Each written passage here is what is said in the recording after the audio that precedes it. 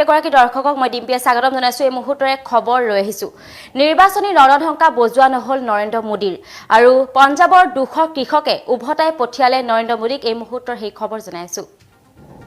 এই মুহূৰ্তৰে খবৰ লৈ আহিছো কিন্তু নিৰ্বাচনী ৰণহিঙা বজোৱা নহ'ল আৰু আয়োজনস্থলীৰ পৰা উভতিল প্ৰধানমন্ত্ৰী নৰেন্দ্ৰ মোদী আৰু পঞ্জাবৰ ফিৰোজপুৰত অনুষ্ঠিত কৰা হৈছিল নিৰ্বাচনী সভা আৰু বিজেপিৰ এই সভাখন আছিল নিৰ্বাচনৰ প্ৰথমখন নিৰ্বাচনী সভা আৰু দুপৰীয়া সভাত উপস্থিত হ'বলৈ আয়োজনস্থলীলৈ ৰাওনা হৈছিল প্ৰধানমন্ত্ৰী আৰু সমাৱেশস্থলীৰ পুৱাৰ আগমুহূৰ্তত প্ৰায় 200 কৃষকে মোদীৰ কনভয়ত প্ৰৱেশত বাধা প্ৰদান কৰিলে আৰু কৃষকৰ পথ অৱৰোধ কাৰ্যসূচীত থমকি ৰবলগীয়া হ'ল মোদীৰ কনভয় আৰু আৰক্ষীয়ে কৃষকক পথ মুকলি কৰি দিবলৈ অনুৰোধ কৰিছিল।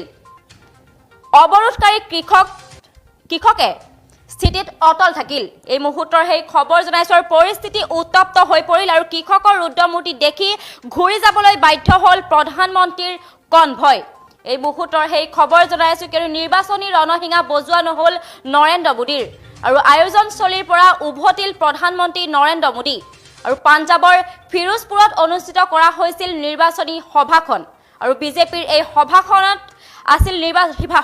আছিল নিৰ্বাচনৰ প্ৰথমখন নিৰ্বাচনী সভা আৰু এই প্ৰথমখন নিৰ্বাচনী সভাতেই 200 কৃষকে উভতাই পঠিয়ালে নৰেন্দ্ৰ মোদীক আৰু বিজেপিৰ এই সভাখন আছিল নিৰ্বাচনৰ প্ৰথমখন সভা আৰু এই সভাখনত উপস্থিত থাকিব নোৱাৰিলে নৰেন্দ্ৰ মোদী কিয়নো 200 কৃষকৰ ক্ষোভত নৰেন্দ্ৰ মোদীয়ে বাতিল কৰিব লগা হ'ল সভাখন। এই মুহূৰ্তৰ সেই খবৰ জনাইছো আৰু সমাৱেশস্থলী পোৱাৰ আগমুহূৰ্তত প্ৰায় 200 কৃষকে মোদীৰ কনভয়ৰ প্ৰৱেশত বাধা প্ৰদান কৰিলে আৰু কৃষকৰ পথ অৱৰোধ কাৰ্যসূচীত থমকিব লগা হ'ল মোদীৰ কনভয় আৰু আৰক্ষীয়ে কৃষকক পথ মুকলি কৰি নিদিলে আৰু আৰক্ষীয়ে আহ্বান জনাইছিল পথ মুকলি কৰি দিবলৈ কিন্তু নিজৰ স্থিতিত অটল থাকিলে কৃষকসকল আৰু পৰিস্থিতি উত্তপ্ত হৈ পৰিল আৰু কৃষকৰ ৰুদ্ৰমূৰ্তি দেখি ঘূৰি যাবলৈ বাধ্য হ'ল প্ৰধানমন্ত্ৰীৰ কনভয়।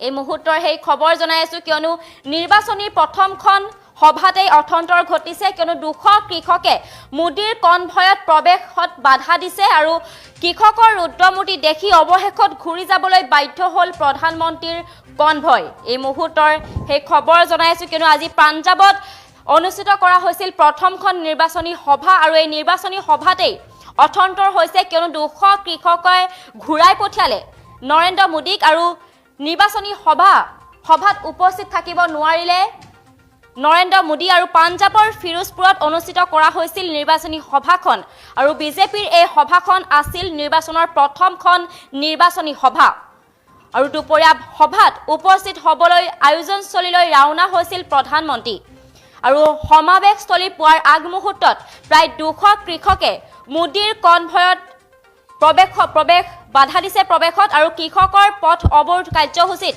থমকিব লগা হ'ল মোদীৰ কনভয় আৰু অৱশেষত কৃষকৰ ৰুদ্ৰমূৰ্তি দেখি ঘূৰি যাবলৈ বাধ্য হ'ল প্ৰধানমন্ত্ৰীৰ কনভয়।